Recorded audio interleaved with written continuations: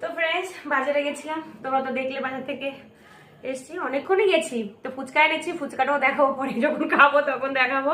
আর তোমাদের একটা জিনিস দেখাই, মানে যেগুলো এনেছি সেগুলো, জিনিস মানে যেগুলো এনেছি সেগুলো দেখাই। দেখো শাড়িটা এনেছি, অনেক দিন থেকে লাল রঙের শাড়ি আনতে বলছিলাম। এই শাড়ি, এই হ্যান্ডলুমের শাড়ি।